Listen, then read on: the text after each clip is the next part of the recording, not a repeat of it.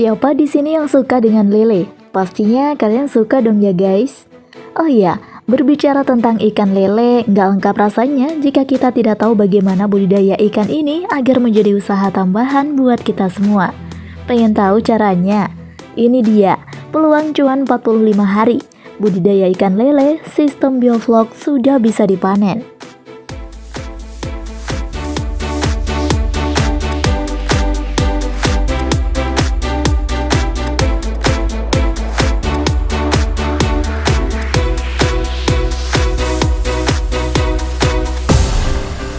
Number 7. Budidaya ikan lele untuk konsumsi.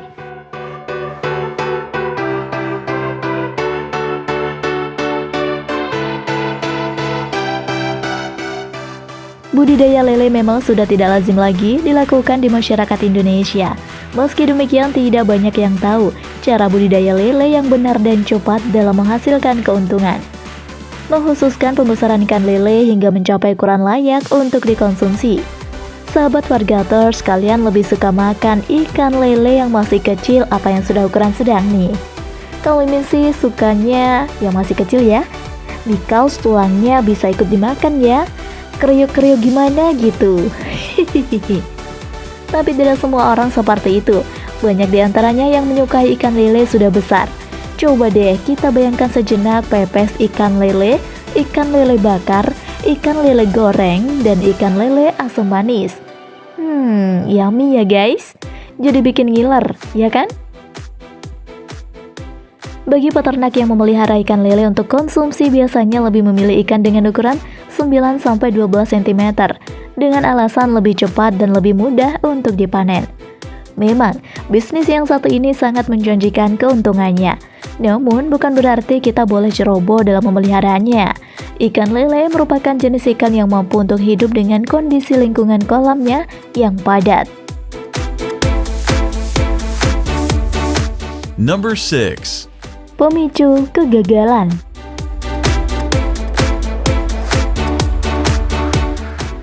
Dalam hal apapun, sebaiknya kita harus melakukan evaluasi yang memicu kegagalan dalam bisnis yang sedang kita lakoni. Untuk budidaya ikan lele, hal-hal yang dapat memicu kegagalan dalam panen yaitu kecerobohan.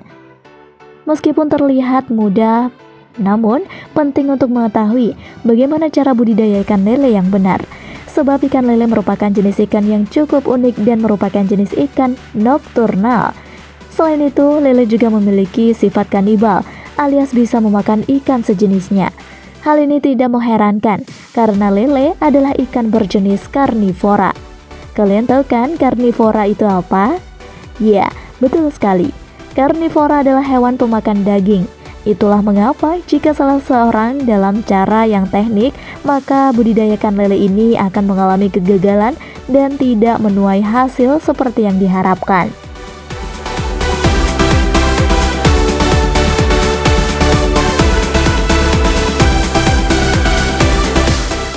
Number 5. Pengendalian penyakit dan hama lele.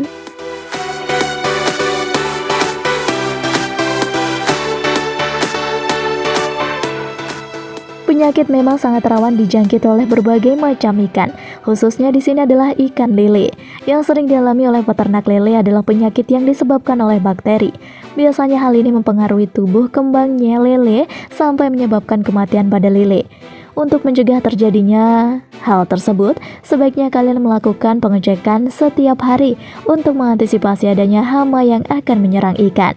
Jika lele sudah terserang bakteri, akan mengakibatkan lele menjadi tumbuh kerdil dan kulitnya rusak. Pastinya kalian gak mau hal ini terjadi kan sahabat? Kebanyakan orang hanya melihat hasil yang didapat dari usahanya, tanpa memikir lebih dalam bagaimana proses yang akan dilakukan. Jika kalian ingin secepatnya mendapatkan hasil, padahal masih baru merintis, sebaiknya persiapkan segala sesuatunya terlebih dahulu dengan cermat.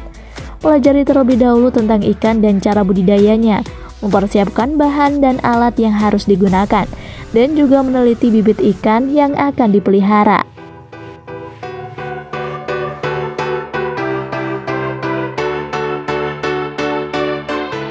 Number 4. Cara memberi makan lele.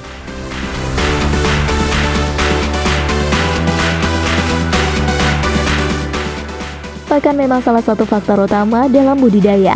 Kalian harus selalu memperhatikan pakan yang akan diberikan pada ikan tersebut. Jangan sampai kalian memberikan pakan yang belum teruji khasiat dan kualitasnya. Kalian pasti pernah mendengar jika lele akan cepat tumbuh besar jika diberi pakan sebanyak-banyaknya. Namun hal itu hanyalah mitos ya sahabat. Jangan mudah percaya jika kalian belum pernah melakukan riset tentang hal tersebut. Sebenarnya ikan itu tidak perlu diberikan pakan yang banyak dan sering, karena akan mengakibatkan ikan menjadi muntah dan sisa pakan berserakan. Jika sisa pakan berserakan dalam kolam, hal ini akan memicu tumbuhnya bakteri karena kualitas air kolam menjadi kotor. Lakukan pemberian pakan cukup 2 kali sehari. Biasanya dilakukan pada pagi dan sore hari saja ya guys. Taburkan pakan secara merata di dasar kolam. Jangan langsung menuang pakan secara menumpuk ya. Berikan pakan yang berkualitas, proteinnya tinggi, dan jangan pernah memberikan pakan yang sudah kadaluarsa. Hal ini menunjang untuk tumbuh kembang lele loh sahabat. Jangan lupa beri vitamin dan suplemen seperti daun pepaya sebagai herbal alami untuk lele. Selain vitamin, saat ini solusi terbaik dalam menangani berbagai penyakit yaitu dengan memproduksi markot dari Black Soul This Life.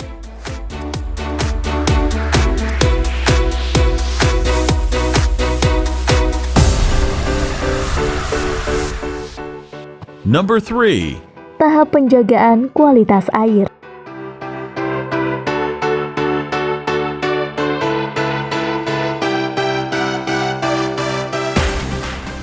Air merupakan hal penting yang harus diperhatikan dalam budidaya ikan. Sumber kesehatan ikan yaitu berasal dari air. Makanya, jangan sampai air yang dipakai untuk isi kolam mengandung kaporit atau bahan kimia lainnya. Sebaiknya air yang digunakan adalah air sumber atau air sungai yang jernih dan bersih. Jika air dalam kolam sudah mulai kotor, sebaiknya dilakukan pengurasan atau penggantian air. Jika Anda menyukai video ini, silahkan klik like dan subscribe untuk mendapatkan video update terbaru dari kami. Setiap hari rutinkan untuk mengurangi air kolam sebanyak 2-3 cm karena banyak sisa pakan dan kotoran lele yang mengendap di dasar kolam.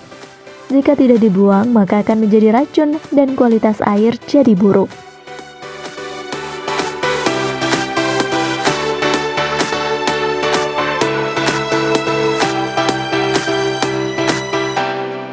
Number 2. Kesuksesan budidaya tergantung kesabaran.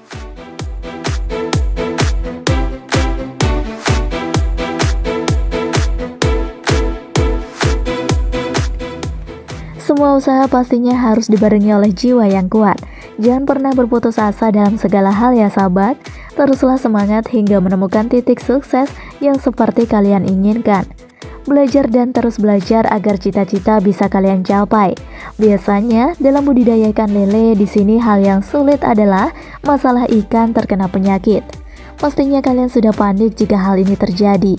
Tapi tidak perlu khawatir.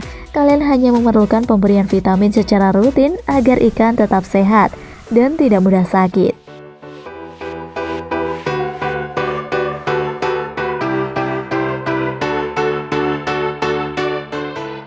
Number 1. Rahasia budidaya lele, panen waktu 40 hari.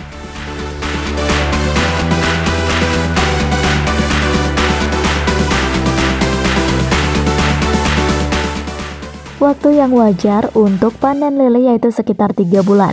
Jika kalian memulainya dengan pemeliharaan bibit yang masih kecil, kembali ke biaya pakan lele yang menghabiskan sebesar 70%. Bagaimana cara memangkasnya? Ikan lele membutuhkan nutrisi yang cukup, yaitu protein. Dengan seiringnya harga protein yang mahal, pastinya hal ini yang memicu kebangkrutan peternak lele. Jika dipaksakan untuk membeli pelet dengan kandungan protein 35-40%, akan berisiko kantong kita bolong jebol momplong ya guys. Kita bisa menanggulanginya dengan pemberian pakan alami seperti azolla, bekicot, ayam tiren, keong mas, dan manggot.